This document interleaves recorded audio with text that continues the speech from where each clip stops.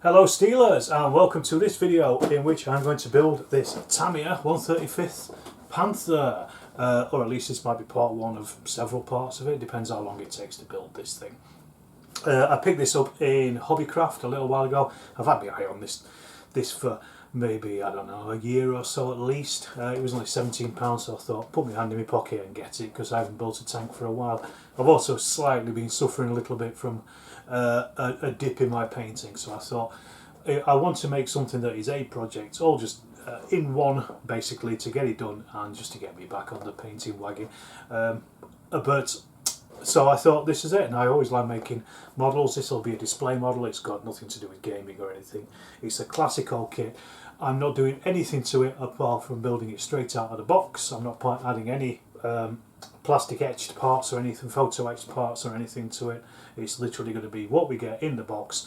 So we'll have a look at it in the box. The only one thing that I'm going to mention is, because I want to use my spray airbrush on this, airbrush on this, is I bought some of these. These are the masks for the wheels, so I'll be able to airbrush the wheels and keep them neat as well. This is just the only extra thing that I bought for it, just because I wanted to make them nice and neat. What I'll do is I'll show you the interior of the box and we'll get on with the build. So as I say, we've got these Edward masks. They're for the Edward Panther, but all in all they should pretty much fit the Tamiya one as well. I would think there shouldn't be much difference between the two for the ones for the different tanks. These are literally, I think it's kind of rubberized stuff here. I don't know if you can make out the individual lines there, but you basically put them over the tracks once you paint the road wheels once you painted them black, and you can do the camo underneath and then take the mask off. So here's the kit itself. As I said, quite a big box. It is a classic one, this one, the Panther, and relatively cheap. Come to expect really what you'd expect in a Tamiya kit. So there's quite a few sprues there of the bits and pieces, lots of road wheels, as there always is on these German big cats. They love their road wheels, nothing else. I'll just have a look in there. We've got some decals as well, quite a few different ones, some kill rings, a few different markings. So we've got the Totenkopf at least there, and Das Reich, I think it is, Gross Deutschland, a few others that I don't recognise. I recognise the number, but I can't remember which particular division they are, so I'll decide on those when I come to do the decaling. This is the sprues that you get with it, so that's the joints for the wheels. I think this is the old radio controlled version as well, if you wanted to put any of that stuff into it. Plenty of wheels, always fun. There's not a great deal of parts to this, so it's probably going to be quite a quick and easy build, to be perfectly honest. There's not a huge amount to it, not particularly complex. There's two crew, which I may or may not put in, I'm not sure yet. I'll see how I feel. And then there's the turret and all the other little bits and pieces. As I say, there's not a great deal of detail on this. Oh well, not a great deal of tiny detail parts, but then that's a Panther for you really, I suppose. I'm not using photo etched parts, as I say. I just really want to build a quick, nice kit. That's the two parts, top and bottom of the hull. And we've got the rubberized tracks. You can go mad, and you can buy individual track links and things like that if you really wanted to. I'm happy with the rubber ones. Well, let's see. If they're rubbish, then I might have to buy some extra ones, but we'll see. And then we've got, as always, the instructions, pretty much in Japanese all the way through on this one. I don't think there's any English on this one, unless there's another set of instructions in there, but it's going to be pretty simple, what everything is anyway. And I don't really need to know the background history to a Panther. I pretty much know it, to be honest. Some of the bits and pieces. Here's the English version. You can tell I've only just opened this box up. So there's the English version. So if I do want to read on the history of the Panther, then I can pick it all up there. But it looks pretty simple, pretty straightforward, and I will crack on with this. And I did some of this on a live video, a live paint and chat as well. I thought that was the thing, but it's nothing. And there's just some tips there about how to do bits and pieces for your modelling. Relatively simple. It's going to be a nice little project. As I say, it's just going to basically get me out of the painting funk, and hopefully you'll enjoy this video as much as I will enjoy building this. The first thing to start on was a turret. Very simple. There was only about 4 or 5 pieces to this really. Large chunks. You can see that I've got the gun and the mantlets already built up.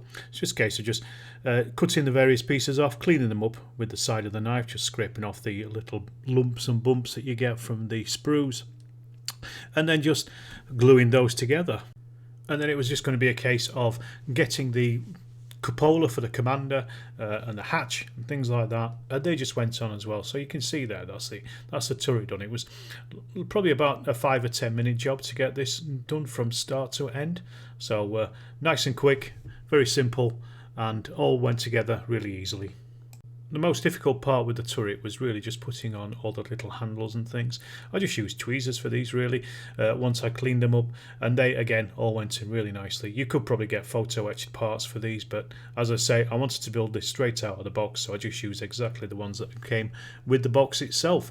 And again, another pretty simple job. Once they were done and I put on the last hatch on the back of the turret as well, it was time just to leave that to dry. And once that turret was complete, it was time to do some of the smaller items, such as the barrel holder that goes on the front of the tank, and also the rod cleaning holder as well, and a tool bin, I suppose it is, that goes on the side. So these were separate, and I just quickly cleaned these up and glued them together, and then they were ready to sit in place actually on the vehicle itself. The next thing was just to create the small tool holder. So this has the spades and the shovels and the picks and the axes, and also a couple of boxes and the towing eyes as well for the towing lines as well that you get with the vehicle. These were quickly put together. As I say, once these were stuck together, I just left them to dry for a little while. Very nice and simple, very easy, as with everything else on this kit.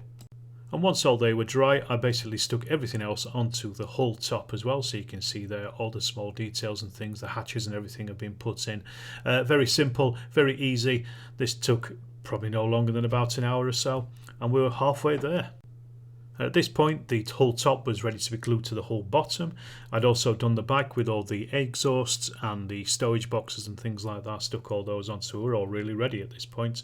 And you can see that this tank is pretty much 99% done from a build point of view.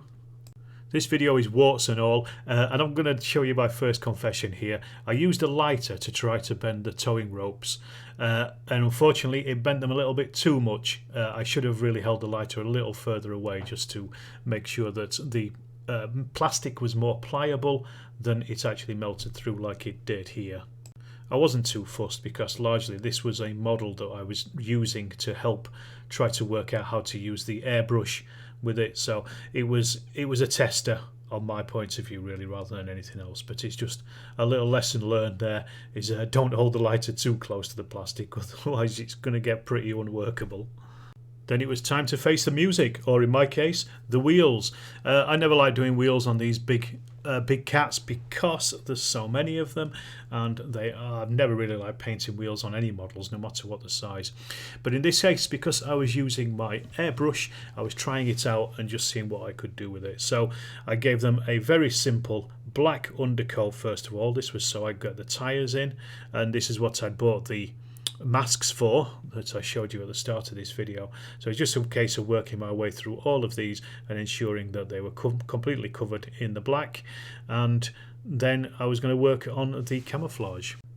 Then masking the tyres took a little while, and I had to be pretty careful as well with this, using some tweezers and not breathing too heavily. I was able to actually just place the masks themselves right over the wheels, you can see there, right on the road wheels, and then just slightly press them down just to make sure they're stuck and that they are completely covered. And then it was a case of using the airbrush to spray Middlestone over the top of the masked off area. So you can see here I'm just covering it all. What you have to bear in mind is with an airbrush, when you undercoat in black, well in both paints anyway, but with an airbrush in particular, when you undercoat in black it does actually darken the paint that you're going to put on top. So a lot of modelers would use this to darken panel lines and things like that. I didn't do it on this, but I did notice quite a difference in the colour of the wheels compared to the rest of the tank that I painted without the black undercoat. It's just worth bearing in mind. And I continued spraying as well while I was doing the wheels, and I did the turret as well, just gave this a basic coat of the middle stone. This was actually Vallejo's normal hobby colour middle stone, and I just thinned it down with airbrush thinners and also used some airbrush flow improver as well, just to get it. And again, this took no time at all, and to be honest, it's the best painting I've ever done on a large scale model, because usually I use a brush.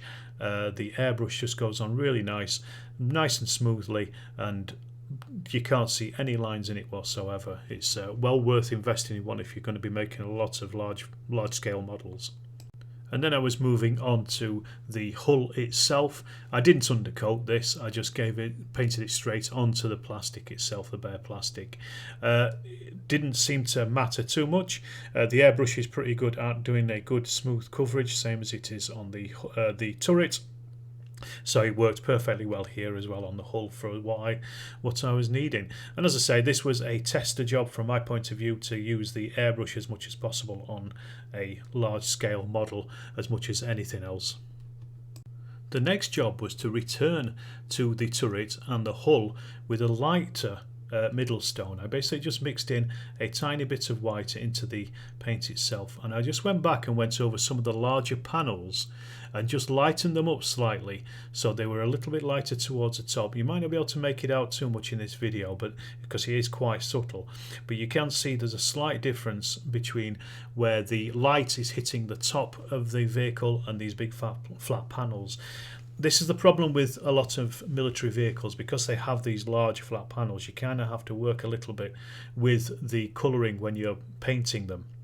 And this is obviously a lot easier with an airbrush than it is with your traditional hand brush, because you can just lighten up the paint and then just do what is almost a zenithal shading of the vehicle as well. And as I say, it's really just to break up the shape of these large panels. I was going to cover this in camouflage anyway, but I just wanted to test this out and just to see if it works, and I was quite pleased with the results. As I say, rather difficult to see on this video just because of the subtlety of the painting, but in real life, believe me, there is quite a difference on some of these panels. Any mistakes you can always go back over anyway and just redo it, but this was, as I said, an experiment with an airbrush just to see what kind of results I could get out of it. Once I got my tones and things that I liked on the actual tank, it was time to do the three-tone camo pattern. Well, in this case it was a two-tone camo pattern. I was using dark green over yellow, so this is probably a Großdeutschland tank, which is what it ended up being. I did mess up a little bit on this. You can see the paint is a little bit too wet to the back, to the rear of the vehicle. That's because I probably put a little bit too much thinner in, and also I was spraying quite close and I had quite a high pressure on it. On a learning curve with the airbrush, it didn't really bother me. As I say, this kit was to learn how to do these kind of things, so I didn't mind too much making a bit of a mess here and there. I was just practicing different techniques, and anything like this you can cover up. You can see there I just made quite a big mess, but I also figure as well the camouflage was applied by units in the field, so this would have been possibly done in a rush. It might not have been done with the best equipment, and they probably would have made a mess of it as well. They're not the perfect examples that we always see modelers build, so I'm quite happy, you know, that this looks like it's been done by hand by another human. I'm happy with it. My next stage was then to add a filter. Now this is a particular type of wash where it kind of blends the colours together, and this is a specific one for German vehicles, so it's for dark yellow. It's by MIG Ammo. I'll put a link in the description so you can buy your own. It's quite a nice modelling technique really, because it just brings together all the different colours that you're using on the vehicles and makes them look less stark, and also the capillary action of the wash itself, I think it's enamel, will get it right into the corners of all the details and things as well, so it acts not only as a wash but also just to tone down the colour of the vehicle itself. And then it was time to do a pin wash. This is basically using Agrax Earthshade or any wash that you like, and just going around some of the joints and things that you can see there, so where the armour is bolted together or formed together at the front. I just added a slight tiny wash also around some of the handles and the doors, and again this is just to really bring out the pinpricks of detail that you can see across the vehicle and just to highlight some of the shadows and things that you would see. Another little subtle technique, but just a nice one just to bring together some of these very small details that you may otherwise miss. It kind of draws your eye in. Then I was painting the tools and all the other equipment and things that go on the side. There's quite a lot of debate online about whether these tools were actually painted or not, or whether they were undercoated in the factory, and basically the answer is both of them. They would have been undercoated in the factory if they were included on the tank, so they would have been in middle stone. However, use and also replacement parts wouldn't have been. So if the crew, for instance, lost their shovels and they bought new ones, or they picked up new ones on the road, then these would have been in their original colours as well. So to be honest, you could basically do any colours on these things if you wanted, and you'd still be pretty much right. My next stage was then to start the weathering process, and this began with chipping.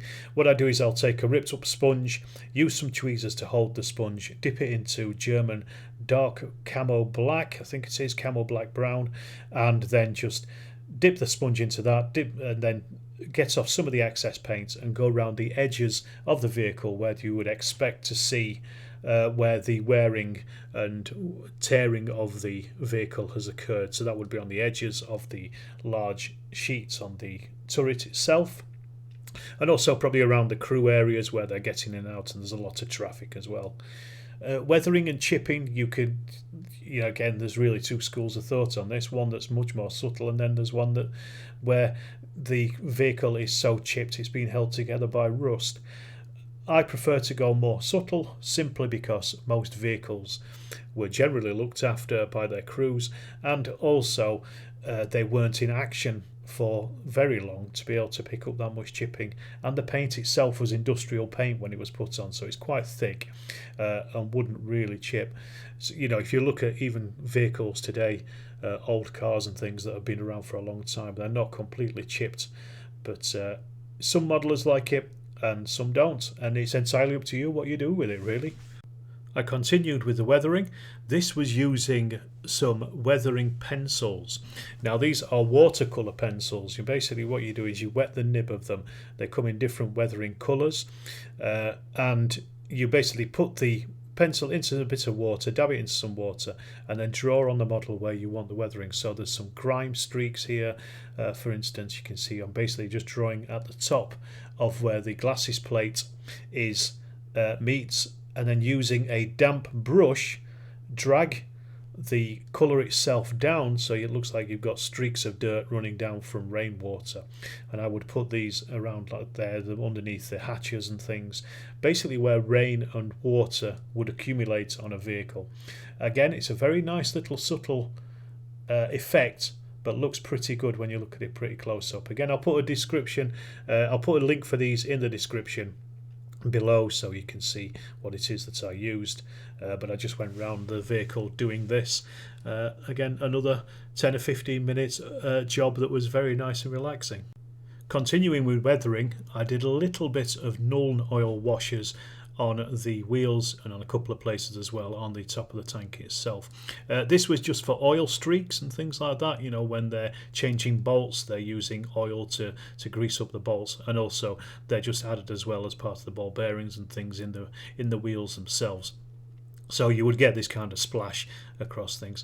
Most of these ended up being covered by weathering later on, but I knew it was there, so that's the main thing. Then I turned to Flurry Wash and their rust. So I put this over the top of the towing cables because they would get quite rusty. I also did one or two small rust streaks here and there as well, just on the vehicle, just because there would be occasional bits and pieces here of rust, and also just again to break up the shape of it. But I didn't go too bad because most vehicles again probably wouldn't be in action long enough for the vehicle to get too rusty, so it was just one or two little bits here and there, just again to break up that weathering pattern, really. And then I was moving into the final parts of the weathering, and literally I was just putting some little dinks and scratches and things on the edges of the mud guards and that kind of thing. This is where it would possibly catch on walls or any other obstacle as it's moving about on battlefields and stuff. And I did a couple more dinks and scratches here and there. Again, this is entirely up to you how much you do. I didn't want to do too many, so I also was painting in some of the tools as well with the silver just over the top of that rust once it's painted, just to give them a slight metallic colouring over the top of the rust red. Then it was time to cover everything up. So this is Vallejo's mud texture that they do. I've used this for a long time for various different things like bases and stuff, but in this case I was just putting it up behind the wheels where you're going to get mud collecting as the vehicle is moving about, and also it's very difficult to get to once the wheels are on. So I was just doing this before we get those wheels fixed in, using a brush, dabbling it on, and it just basically leaves a texture with the brown. I will wash this and then also dry brush it as well, just to give it some extra texture and colour as well, but this is a very simple stage really. Whilst everything else was drying, I moved on to the rubber tracks.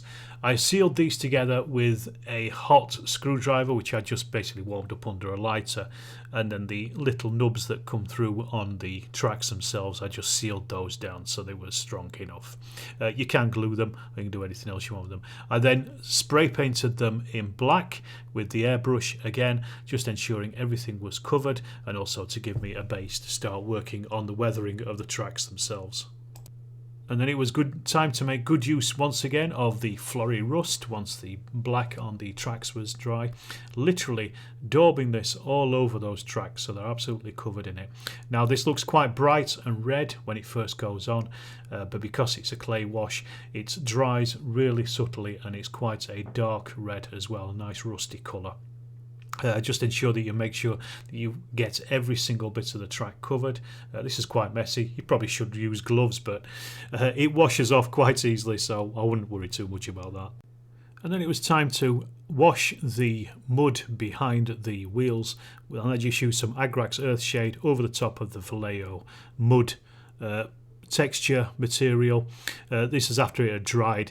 It says it takes 45 minutes, but it's generally best to leave it for a good few hours, probably even the next day really. And as I said, this is just the Games Workshop Agrax Earthshade, so I just blasted this all over, just covering it up and also going over the top as well, because some areas would still be wet where the mud is, where it collects up. Again, entirely up to you how you decide to do this, but this is just the way I went with it. Then the moment of truth had arrived with the masks on the wheels. So once I'd done everything I needed to do up to this point, I just removed the masks. As you can see here, nice and easy they came off, and those road wheels look absolutely fantastic. I was really chuffed with the results on those. There was a couple of places here and there where the paint had leached underneath, but all I did was just go back with a small brush and just cut in once again with black, just to ensure that they were neat. Again, I probably didn't really need to do this, largely because I was going to cover this lot with mud anyway, but I knew the effect had happened, and as I say, this was entirely an experiment to see how far I could go with some of these painting techniques. Then I returned to the tracks. I got some oily steel, which I very lightly dry brushed over the top of these tracks where some of the rust would have worn through from travelling on roads and things. So on the top, you could use a pencil on this, a graphite pencil. That's a really nice subtle way of showing the steel showing through, but I just wanted to do this quick because I knew I was going to cover these with mud anyway as part of the weathering process. But for any areas that you wouldn't see, you at least be able to see some steel showing through on those tracks. And speaking of mud, I just finished off the mud behind the wheels just with a dry brush of khaki over the top where some of the mud would have dried. Again, this is just to add that third dimension really of colour to the already coloured in mud at this point, and just to give it a little bit of a blend as well into the rest of the vehicle.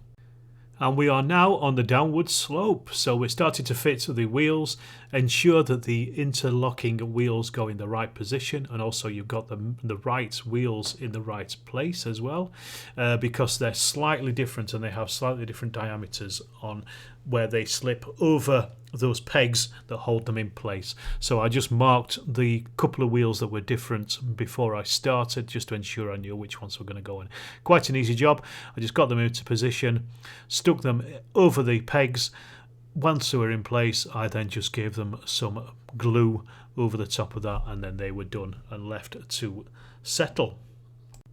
And then with the tracks in place, it was time to start the actual very final weathering process, and this was using actual garden soil that I got out of the back garden. I mixed it with some PVA and then also some water, and then using a brush mashed all this into a thick paste. The reason I use soil is because if you're going to put soil on a vehicle, you may as well use the real stuff, hadn't you? It will dry perfectly well with the PVA mixed into it, so it'll be nice and solid once it does dry after a day or so. But it is a great paste, and it's, this is perfect for weathering. And this paste was then literally daubed all over the tracks and the wheels. As I said before, I've actually literally covered up pretty much all that work that I've done before, but I know it's there, and now you know it's there because you've seen it as well on this. But this is the last and probably easiest part, really, just using a brush. You can make this mixture as thick or as thin as you want by adding more water and more PVA or even more soil, so you can just go crazy with it. And as I say, once it dries and looks like soil, so why wouldn't you use garden soil for this particular part of the project? And I didn't need to do this very last bit, but I wanted to just to add a little bit more subtlety to the weathering itself. This is just using some weathering powders. These are by Revell. This is mud, dried mud I think it is, and I just added this in areas where the crew would have been walking, like on the top of the tank around some of the access areas. I also did some black as well. I added a little bit more of the weathering powders just to that mud once it had dried, just to give it again a slightly different shade. Just adding bits and pieces here where there would be a lot of traffic on the top of the tank. I did this also on the turret as well. Again, you don't have to do this if you don't want to, but it just adds that little tiny blend of subtlety to the last part of the tank itself. And that was it. The kit was complete, absolutely finished off at this point. I didn't need to do anything else with it. As you can see, I also painted one of the crewmen and had added him as well. I didn't do a painting video on him because that would be another half-an-hour video in itself. But he was pretty simple, to be honest. Black uniform and then just some flesh and a couple of details here and there. So you can see there where the mud has dried. And it looks very muddy. I also added some of those weathering powders, as I mentioned as well, just to break up the shape of the mud itself because of the size of the vehicle. You can see some of the chipping and also just some of the different subtle weathering that I used on it. Now, as a basic kit, this was really nice to build. It took me probably just over a week or so from click to bang of buying the kit and actually finishing it off like this. And you've seen all the stages that I took. Very simple. It's just different techniques. They're all pretty simple techniques that I've basically learnt from watching other YouTube videos. None of these are mine. These are definitely other people that put them up, and I've just copied their craft, as it were. I hope this has been an enjoyable and an interesting video to watch. As I say, it was an interesting little project for me to do, just to break me out of the doldrums of not being painting for a while. And if you have enjoyed it, please do subscribe if you haven't. So thank you once again for watching, and stay tuned for more.